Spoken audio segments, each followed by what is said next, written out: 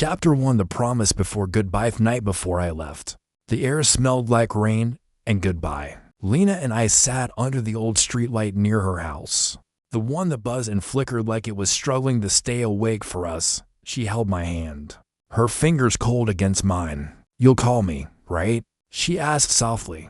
"Every night," I said, "even if it's morning for you." Her lips curved into that half smile I loved. "And you'll still miss me, even with all those foreign girls around?" "Miss you?" I laughed, trying to sound brave. "I'll probably be counting the days until I come back." She leaned her head on my shoulder. The street was empty, just us and the sound of her quiet breathing. For a moment, it felt like the world had stopped spinning, like we could freeze this moment forever. "You know," she whispered, "everyone says distance changes people. Maybe it does," I said, "but it won't change how I feel about you." Lena looked up, eyes shining in the dim light. "Promise me." "I promise."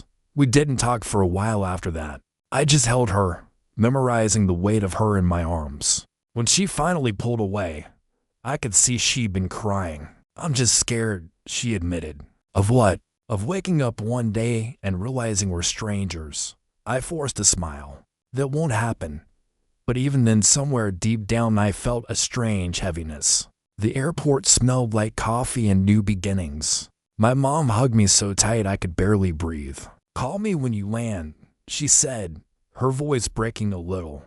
"I will."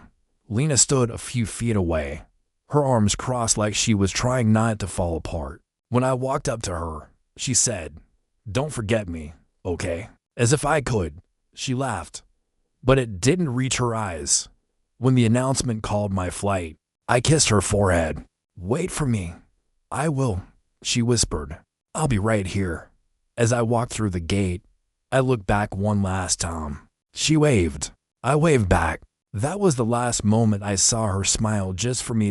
My first few weeks abroad felt like a dream. Everything was new city, new people, new life. But even in the middle of all the excitement, my thoughts kept drifting back to her.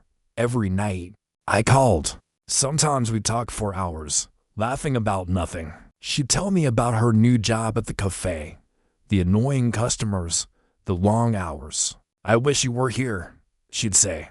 "I will be. Just 1 year. Then everything will be normal again." I meant every word. But slowly, the calls became shorter. Some nights she wouldn't pick up. When she did, her voice sounded tired, distant. "Sorry, I was busy," she'd say. "It's okay," I'd reply, pretending it didn't hurt. I told myself she was just adjusting, that the time difference was to blame. But every time the phone rang without an answer, something in me cracked a little more. One night, I called her after class. It was past midnight for me. She didn't pick up. Again. I tried 3 times before giving up. My roommate, Aaron, looked up from his laptop. "Still no luck?" He asked. "She probably asleep," I said, forcing a smile. He raised an eyebrow. "Or she's moving on, man." I frowned. "Don't say that. Hey, I'm just saying long distance kills most relationships." "It's not your fault." I didn't reply. I didn't want to believe him. The next morning, Lena texted me. "Sorry, phone died last night. Busy week, no heart emoji. No, I miss you." Just that. I stared at the message for a long time. Then I typed back, "It's okay. I miss you." She didn't reply. Days turned into weeks. I buried myself in work, hoping it would stop the ache in my chest. Professor Lin noticed my distraction during a lecture. After class, she said, "You can't let your heart live in another country, you know." I forced a small laugh. "Yeah, I'm trying. Try harder," she said. "Distance can reveal who we are or who they really are." That line stuck with me all the way home. That night, I scrolled through our old pictures, the ones where we couldn't stop smiling, where it looked like forever was something we already owned. I stared at her face on the screen, then turned it off before the memories could hurt worse. "I'll call her tomorrow," I whispered to myself. But deep down, I knew tomorrow would feel different. It already did. Chapter 2. Ghosted across oceans. By the second month, Calling her started to feel like chasing an echo. At first, I tried to keep our rhythm: morning messages, night calls, little miss you notes. But her replies came later and later, like she was running out of things to say. Sometimes I'd wake up to a dry sorry, slept early, no questions, no warmth. One night, I tried calling after class. It rang 5 times, then went to voicemail. "Hey, it's me," I said, forcing a smile into my voice. "Just wanted to hear you. Call me when you can, okay?" The next morning, she texted, "Got caught up with work. Sorry." I typed, "No problem. Just miss talking to you." She didn't reply. By the 3rd week, I had memorized the sound of silence after the dial tone. Aaron noticed before I admitted it. He tossed a bag of chips at me from across the room. "You're killing yourself, dude. Stop waiting for a text that won't come." I sighed, opening my laptop. "You don't get it." "Oh, I get it. You're holding on to a ghost. She's just busy." "Yeah," he said, crunching a chip. "Busy forgetting you?" I glared at him, but he didn't flinch. "You think she's cheating?" I asked quietly. "I think she's living her life. And you're here, pressing refresh on your phone like it's going to bring her back." I didn't answer, because part of me already knew he was right. Days bled together. Between classes and shifts at the library, I'd catch myself scrolling through her old messages, rereading them like holy scripture. "I love you. You're my forever. Promise you'll never stop trying. Where had all that gone?" I opened her social media one night, hoping to see something, anything to remind me she was still mine. Her account had gone quiet for a while. Then suddenly, a new post appeared, a picture of her at a cafe, sunlight on her face. She looked beautiful, of course she did, but my eyes weren't on her. They were on the man beside her, half visible, cropped from the shoulders down. His arm was draped casually around her chair. I zoomed in, heart pounding. It wasn't me. I stared for what felt like hours. My chest went numb. The caption read, "New beginnings, new beginnings." I felt my throat tighten. I wanted to message her, ask who he was, but the words wouldn't come. I just locked my phone and sat in silence. A few days later, she finally texted, "Hey, how's it going over there?" I stared at the message for a full minute before replying, "Fine. You?" "Good. Just busy." "I saw your post." Her typing bubble appeared, then vanished. Then again. Finally, "Oh, he's just a coworker. Don't overthink it. Just a coworker." Aaron looked over my shoulder. "Coworker? Huh." I shoved the phone away. "Drop it." He shook his head. "You're gonna crash hard if you keep pretending." "Pretending what?" "That she still cares." Professor Lynn stopped me after class one afternoon. "You look tired again," she said. "Are you sleeping?" "Not really. Still thinking about her." I tried to smile. "You remember everything, huh?" "I remember pain when I see it," she said softly. "Let me tell you something, son. When someone stops answering your calls, it's not because their phone died. It's because the connection did." Her words hit harder than I wanted them to. That night, I called Lena again anyway. 1 ring, 2, 3, voicemail. I called again. Still nothing. I left one last message. "I just wanted to hear your voice. That's all." No reply. Hours later, I saw another post. She was laughing this time, same man beside her. This time his face clearer. He had his arm around her shoulders. Her head rested against him. No caption. Just a heart emoji. My chest tightened so hard I could barely breathe. Aaron walked in and froze when he saw my face. "You okay?" She posted again. I whispered. He came over, looked at my screen, and exhaled sharply. "Man, I'm sorry." I locked my phone and stared at the wall. She told me distance wouldn't change us. I said quietly. "Guess she changed first." Aaron murmured. Days passed, but that image stayed burned into my brain. I stopped calling her, stopped checking my messages, but my mind wouldn't stop replaying her laughter, the way she used to say my name like it mattered. In class, I drifted. In sleep, I dreamed of her walking away. In silence, I heard the echo of her promise, "I'll wait for you." And every time I remembered it, I felt something inside me crack a little more. One evening, as the sun set over the campus, I stood on the bridge near the dorms and watched my reflection ripple in the river. I looked tired, older. I'll be fine, I told myself. The wind didn't believe me. Somewhere across the ocean, the girl I loved was smiling in someone else's arms. And I was here pretending that it didn't hurt. But it did. It hurt like hell. Chapter 3 of the photo that broke me. It was raining that night, the kind of slow, endless rain that sounds like it's whispering secrets you don't want to hear. I sat by the window with my phone in hand, scrolling through my messages with Lena. Weeks of unanswered texts. The last one from her read, "Been busy. Talk soon. Talk soon." That was a month ago. Aaron was asleep, headphones still in his ears. The room was dark except for the glow of my screen. I told myself not to look. I'd been trying not to for days. But curiosity, or maybe pain, always wins. I opened her profile. There it was. A new post out. My breath caught before I even tapped it. The photo loaded slowly, like the universe was giving me one last chance to back out. She was sitting on a park bench, wrapped in someone's jacket. His arm was around her shoulders. She was laughing, really laughing the way she hadn't in months. The caption read, "He makes me feel safe." For a second, I thought maybe my heart had stopped. Everything went quiet. The sound of the rain faded. Even the lights outside blurred until it all felt far away. I stared at the screen until my eyes burned. Then I whispered, "Who is he?" My hand shook as I typed the message.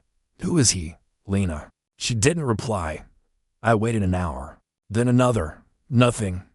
I wanted to throw the phone, scream, something, but all I did was sit there. Still, cold, empty. When the reply finally came, it was short. "Please don't make this harder." That was it. 5 words. 5 words to end everything we built.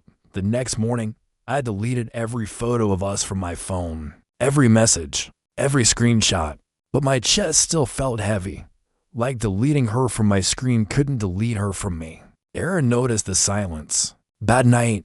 he asked, setting a mug of coffee beside me. "She's with someone," I said flatly. He froze. "You're sure?" "She posted it herself," he sighed. "I'm sorry, man." I nodded, though I wasn't sure what I was agreeing to. "I thought she loved me." I whispered. "Maybe she did," he said softly. "Just not enough." That hurt more than I expected it to. Later that day, I skipped class and wandered around the city. The world looked the same, but I didn't feel like I belonged in it anymore. Every couple I saw felt like an insult. Every laugh sounded like hers. I ended up sitting in a coffee shop, staring at the empty seat across from me. That seat used to be hers, at least in my imagination. A barista asked if I wanted anything. I shook my head. I wasn't hungry. I wasn't anything. When I got back to the dorm, I opened my laptop and started typing. Not an essay, not homework, just thoughts.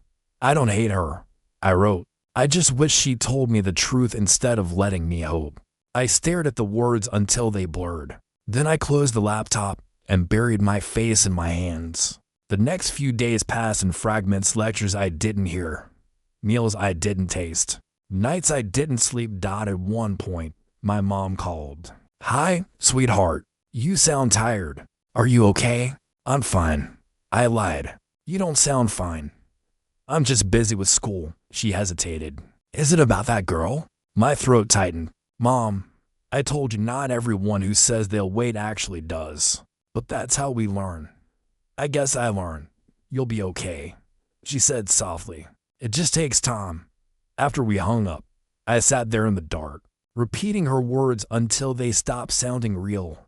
The weekend, Aaron dragged me out to a small student bar. The music was loud, the air thick with laughter and smoke. I hated it. "Come on," he said, pushing a drink into my hand. "You need to get out of your head." "I don't want to drink."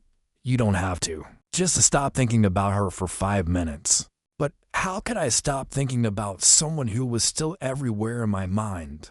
I watched the crowd, people dancing, kissing, laughing like their hearts were indestructible. For a moment, I envied them. Then I realized I used to be one of them. Before her. Before this. When we got back. I checked my phone one last time. Still nothing from Lena. But she posted again. This time, it wasn't a picture, it was a short video. The same guy. The same part. He leaned in and kissed her forehead while she laughed. I felt something collapse inside me. Not anger. Not jealousy. Just nothing. I turned off my phone and stared at the ceiling. The sound of rain started again outside, soft and steady. I whispered to the dark, "It's over, isn't it?" No one answered. I didn't cry. I thought I would. But there were no tears left. Just this hollow ache that sat quietly in my chest like it planned to stay forever. The next morning, I packed away the gifts she'd given me, the scarf, the small notebook. The cake came with both our initials. I put them in a box and slid it under the bed. When Aaron came in, he saw me standing there, staring at the empty desk. "Guess that's it, huh?" he said. "Yeah. You gonna text her again?" I shook my head. "No." I said what I needed to say. "What's that?" "Nothing." Because nothing was all I had left. That night, I lay in bed with my eyes open, listening to the rain. I wanted to hate her, but all I could think was, she told me distance wouldn't change us. She was right. Distance didn't change us. It revealed who we really were. Chapter for the breakdown and the silence. Asterisk. Days blurred together after that. Mornings felt the same as nights, quiet, heavy, gray. I stopped setting alarms. Stopped checking messages. Stopped pretending I was okay. Aaron kept trying to pull me back. "Come on, man," he said one afternoon, yanking the curtains open. "You haven't been outside in 3 days. Maybe I like it that way," he sighed. "You can't hide forever." "I'm not hiding. I'm healing." He looked at the pile of takeout boxes on my desk. "This doesn't look like healing. This looks like rotting." I didn't answer. I just rolled over and pulled the blanket over my head. When he finally left, I stared at the ceiling, listening to the faint hum of the radiator. I wanted to feel something, anything, but the ache had turned dull, like background noise. The next morning, I dragged myself to class, but I didn't hear a word the professor said. I kept doing circles on my notes, my mind spinning back to that photo. That caption, "He makes me feel safe." It echoed like a cruel joke. After class, Professor Lynn stopped me by the door. "You've been somewhere else lately," she said. "I'm here," I muttered. "Your body is. Your mind isn't." I forced a smile. "Just tired." She studied me for a moment. "Pain doesn't go away when you pretend it's not there, you know." I swallowed hard. "I'm not pretending." "Then talk about it," she said gently, "before it eats you alive." I nodded just to end the conversation. Talking wouldn't change anything. Words couldn't stitch together something that had already burned. That night, I sat by the river near campus. The wind was cold, biting. The city lights shimmered across the water like 1,000 broken promises. Aaron found me there, sitting on the concrete railing with my hood up. "You're gonna freeze out here," he said, tossing me a can of coffee. "Better than thinking," I said. He sat beside me, kicking a pebble into the water. "You can't let her do this to you." "She already did." "Then stop letting her stay in your head." I laughed bitterly. "You make it sound easy." "It's not, but it's better than dying slowly." We sat in silence after that, just the shadows under a streetlight, trying to outstare the past. Back in my room, I opened my old chat with Lena. The messages were still there, though I deleted the photos. I scrolled up. "I love you. I'll wait for you. You're my forever." I started typing. "Why did you lie?" Then deleted it. Typed again. Was I not enough? Deleted that too. Finally, I wrote, "I hope he makes you happy." I didn't send it. I just sat there, staring at the blinking cursor. Then I closed the app and shut off my phone completely. The next day, I missed another class. Then another. My assignments piled up. I didn't care. My world had shrunk to 4 walls and a heartbeat that wouldn't stop hurting. When Aaron realized I hadn't eaten in 2 days, he dragged me to the cafeteria. Eat, he said, sliding a tray in front of me. I'm not hungry. Then pretend. You're good at that. I glared at him. What's that supposed to mean? It means you're acting like she was your whole life. She wasn't. I pushed the tray away. You don't get it. You're right, he said, standing up. I don't, because I've never let one person erase who I am. He left, and for the first time, I felt something sharp anger, but not at him, at myself.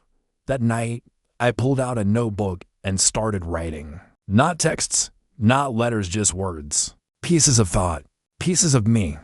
I wish you told me the truth. I wish I'd seen it sooner. Maybe love was never supposed to survive distance. The words spilled out like blood from a wound I didn't know how to close. Hours passed. When I looked up, the sun was already rising, painting the sky pale gold. I hadn't slept, but for the first time, I felt lighter, like some of the pain had finally crawled out of me and onto the page. Over the next week, I started walking again. Not far, just around campus. That's when I met her. She was in one of my classes, always sitting near the window. We'd never really talked until that day when she caught me staring blankly at my open notebook. You look like you're losing a fight with your thoughts, she said. I forced a smile. Pretty sure I lost already. She tilted her head. Then maybe it's time for a rematch.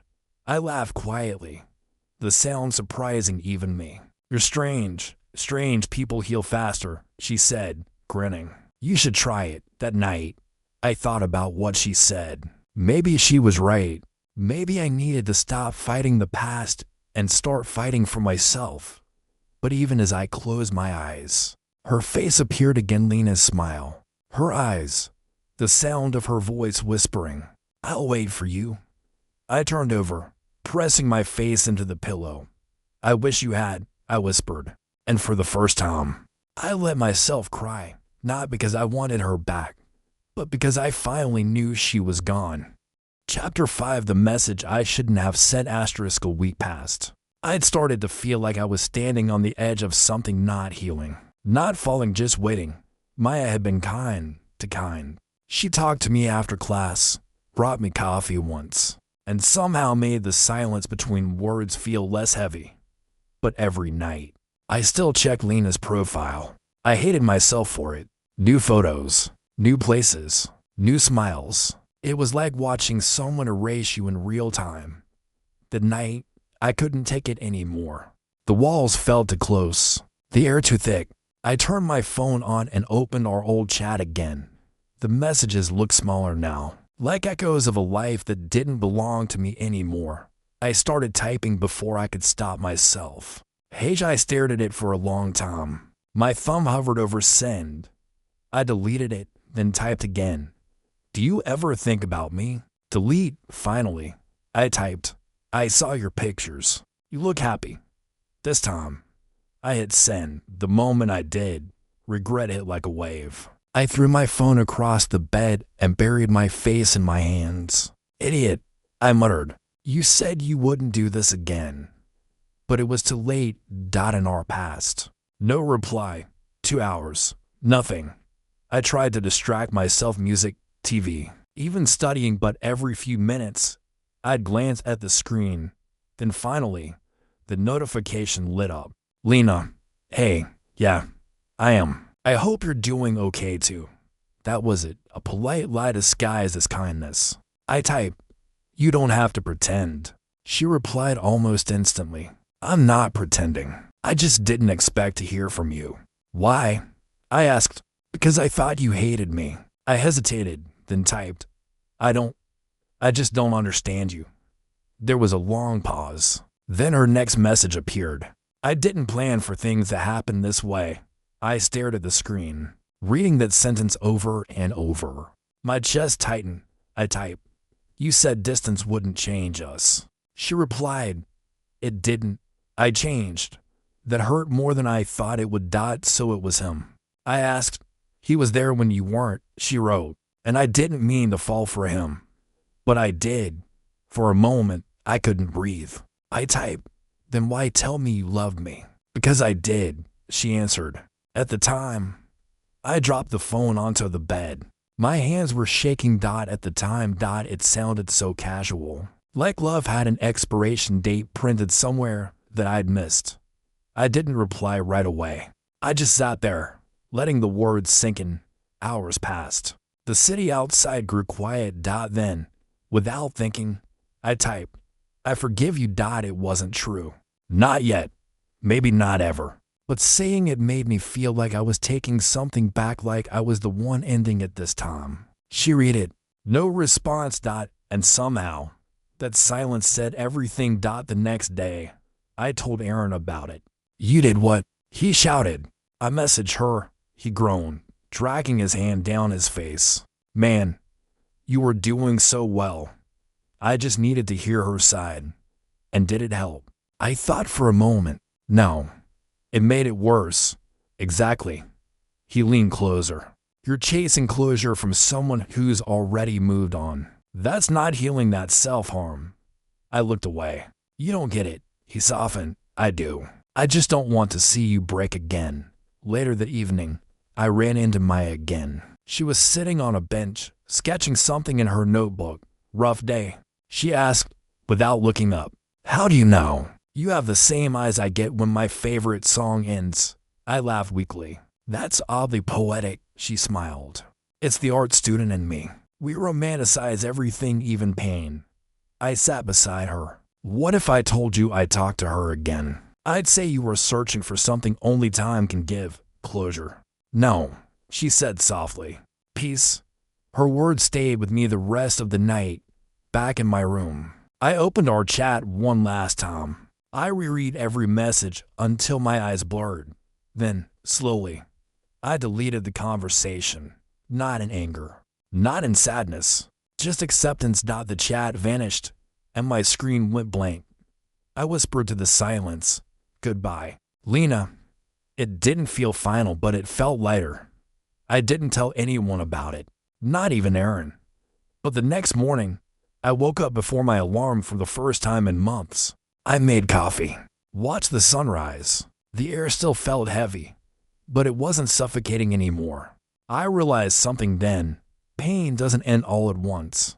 It fades, slowly, like fog lifting after a storm. And maybe, I thought, that's okay. Chapter 6. Her regret came too late. It had been 2 months since I deleted her messages. 2 months since the nights stopped bleeding into each other. Life was finally quiet. I wasn't happy. Not exactly. But I was learning to breathe again. Maya had helped with that. She wasn't trying to fix me. She just listened. Sometimes that was enough.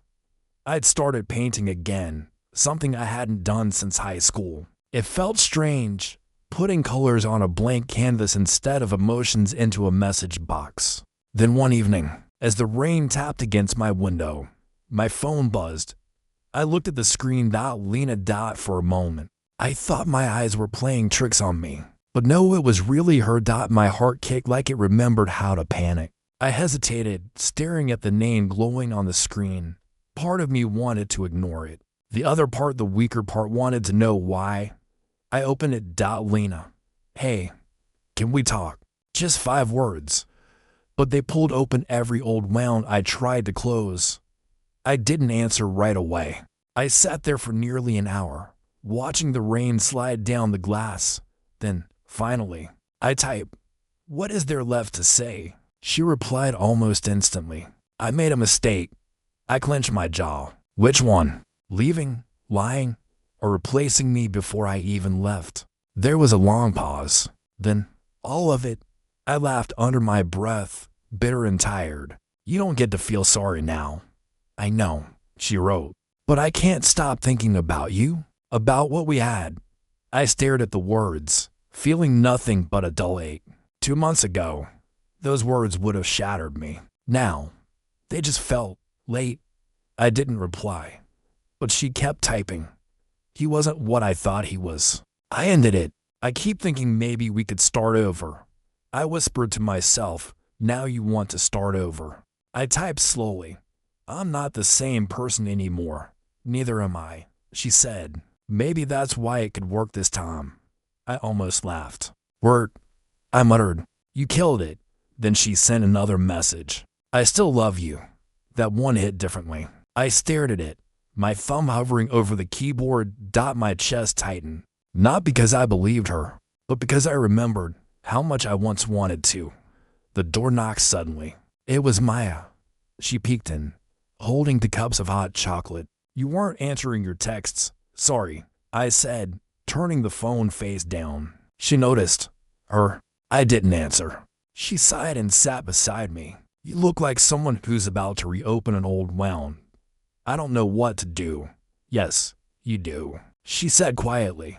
You just don't want to admit it. I looked at her. What if she really regrets it? Then that's her burden, not yours. She says she still loves me. Maya met my eyes. Then why does it sound like it hurts instead of heals? I didn't say anything. She was right. It didn't feel like love. It felt like a ghost pulling me back into a grave I'd already climbed out of. After she left, I opened Lena's chat again. Her typing bubble appeared, then stopped, then appeared again. Finally, she sent one last message. I still think about the night before you left. How you held my hand. I wish I'd stayed the person.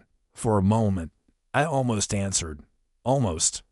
But I did single quotes dot instead. I typed. I used to wish that too. But now I just hope we both find peace. Then I hit send. She read it. No response. Just the scene mark. I waited a few minutes, then blocked her number. No anger this time. Just closure. Real closure. The next morning, I met Maya at the cafe. You look lighter, she said, smiling. I am. So you finally said goodbye? I nodded. For real this time. She grinned. Told you peace. It's different when you stop begging the past to explain itself. I laughed. You sound like you've done this before. She stirred her drink. Haven't we all? For the first time. I didn't feel like the broken one in the story. That evening, I watched the sunset from my window. The sky bled orange and pink across the city. And I realized something simple but true. Sometimes people come back, not because they miss you, but because they miss how you made them feel. And sometimes the strongest thing you can do is nothing. I whispered softly. Goodbye, Lena. One last time. No anger.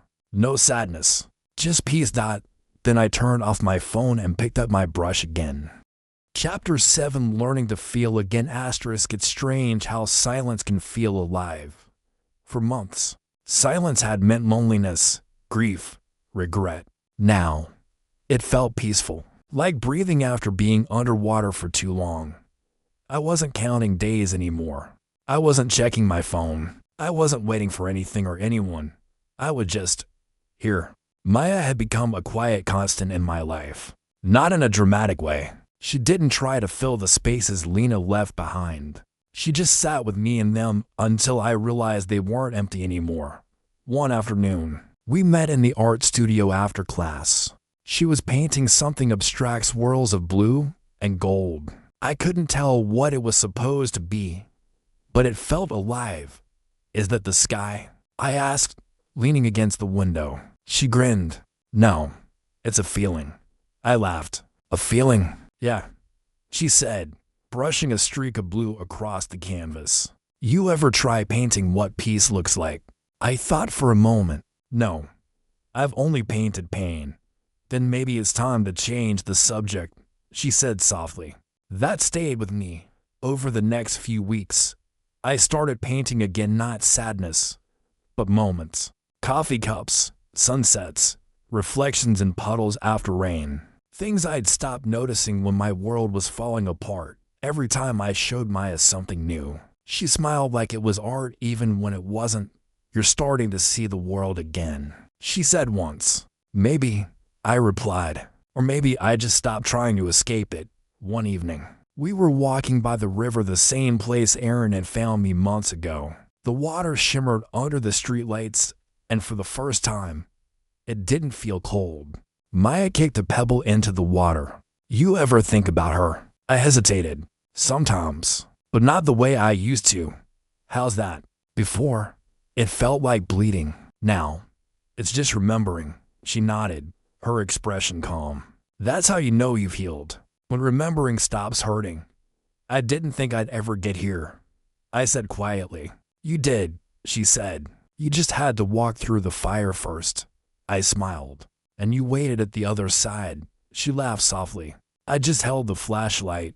We sat on the railing, watching the ripples move. I used to think love was supposed to be loud, I said. Big gestures, constant proof.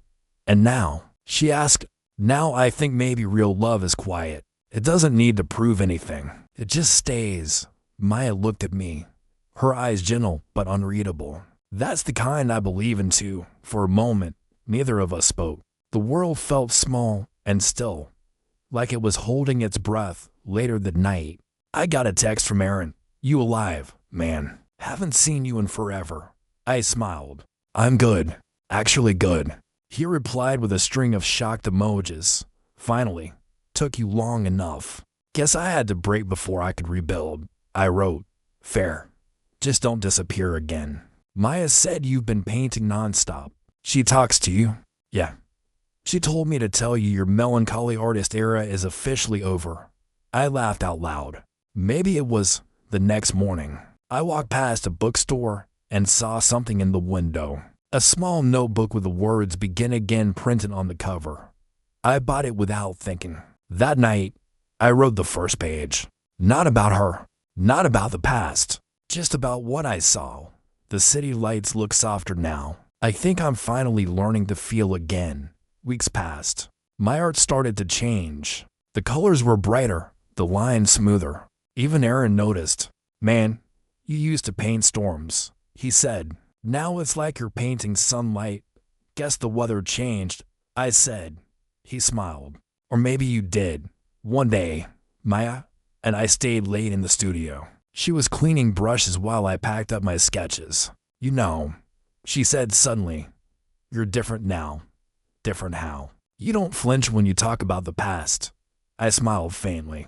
It's because I stopped wishing it were different. That's growth, she said, tapping my shoulder with a paintbrush. Don't lose it. I looked at her then, really looked. The way her hair fell over her shoulders, the paint smudges on her hands, the calm in her eyes. And for the first time, I didn't compare her to anyone.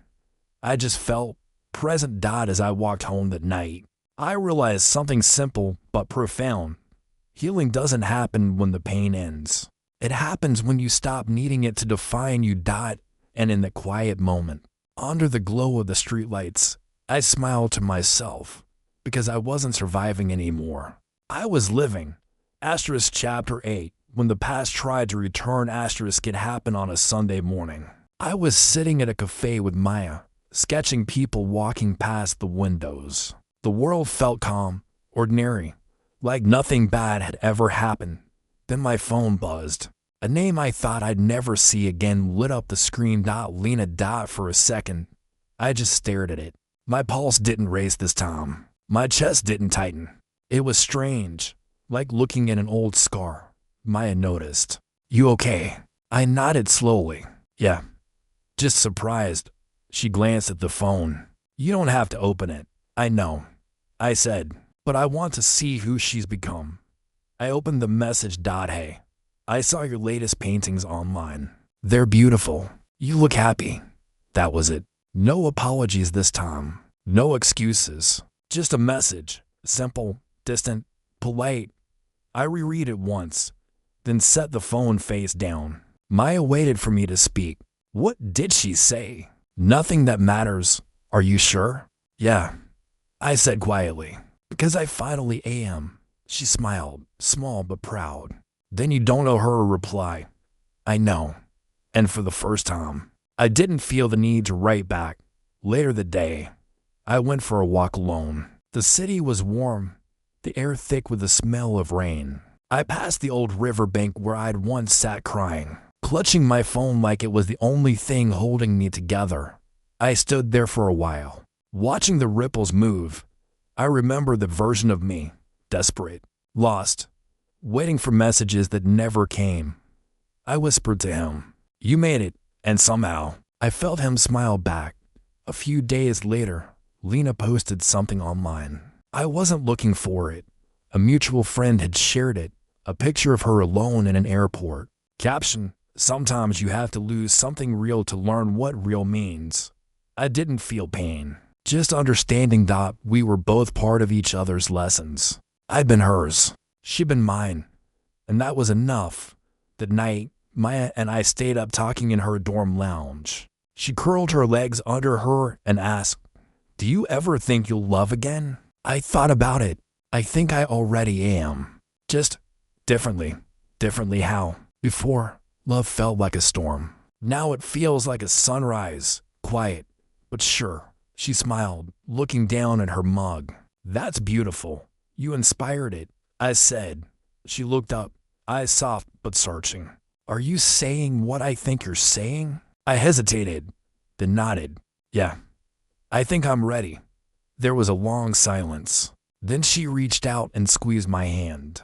"No rush," she said. "We'll move at your pace." And that's how I knew she was right for me. She didn't need to be the answer to my pain. She just wanted to walk beside me while I found peace. The next morning, I checked my phone again. Lena's message was still there, unread since the first day. I held my thumb over delete, but then I did in single quotes dot instead. I archived it, not out of attachment, but as proof that I could look at my past and not break. It was a part of my story, but not the ending. Weeks passed. My life felt full again. Classes, art shows. Late night remained with Maya and Aaron. Even laughter started to come easily. One night, after we hung my paintings at a small campus exhibit, Aaron clapped me on the back. "Man, I still can't believe how far you've come. Remember when you couldn't even get out of bed?" "Yeah," I said, smiling. "Feels like another lifetime." He grinned. "It was. You're in your second life now." I looked around at the people, the lights, the colors, and I realized he was right. After the exhibit, Maya and I walked home under the stars. "You ever think about fate?" she asked. "Sometimes. Do you think things happen for a reason?" I smiled faintly. "I think some pain happens to push us where we're supposed to be." "And where are you supposed to be?" I looked at her and said, "Here." She smiled. "Good." Because I was starting to think so too. We walked the rest of the way in silence. The good kind, warm, easy, full of meaning without words. That night, I wrote in my journal again. The past tried to return today, but I didn't answer the door, because I'm not who I was when I left it behind. I closed the notebook and smiled. Healing isn't about forgetting what happened. It's about remembering without reopening the wound. And I finally could. Chapter 9. The day I finally let myself love again. Love didn't come back like lightning. It returned slowly, quietly, like sunlight creeping through half-closed blinds. I didn't notice it at first. The way I laughed more easily. The way my hands stopped shaking when someone held them. The way I could look at Maya without comparing her to anyone else. It wasn't a sudden realization. It was 1,000 small ones. It happened one evening in early spring. Campus was alive again. Cherry blossoms drifting like pink snow across the walkways. Maya and I had spent the day painting outdoors for an upcoming art event. She had streaks of paint on her cheeks and didn't seem to care. When the sun began to set, she packed her brushes and smiled at me. "You know," she said, "I think this might be my favorite day of the year." "Why?" "Because everything's starting over," she said softly. "Even the trees get another chance." Her words lingered as we walked back toward the studio. Starting over. Maybe that's what I've been doing all along. We reached the bridge that crossed the river. The water reflected the pink gold light, rippling like something alive. Maya leaned on the railing, watching the current. "Remember the first time I found you here?" I nodded. "Yeah. I was a mess. You were," she said, smiling. "But even then, I could see you wanted to get better. I didn't think I ever would." She turned toward me. "And now," I said quietly, "I think I already have." She didn't say anything. Just looked at me like she saw every version of me at once. The broken one, the healing one, and the one standing right there. Finally whole. The air was cool. The light was fading, and something inside me felt still. Not empty, but steady. I took a deep breath. Maya, yeah, I think I'm ready to say it. She tilted her head. Say what? My throat tightened a little. For months, I'd avoided those words, afraid they'd lose meaning after how carelessly they'd once been used. But this time, they felt different, real. I love you. I said. It came out quiet, almost like a confession. She didn't rush to answer. She just looked at me, eyes soft and shining, and then she smiled, that slow, knowing smile that always felt like some might. I know, she whispered, and I love you too. The world didn't stop. No fireworks, no grand music, just the sound of water below and wind through the trees. But it was enough. Because for the first time in a long time, love didn't hurt. It healed. We stayed there until the sky turned dark, our fingers brushing lightly, no desperation, no fear, just connection.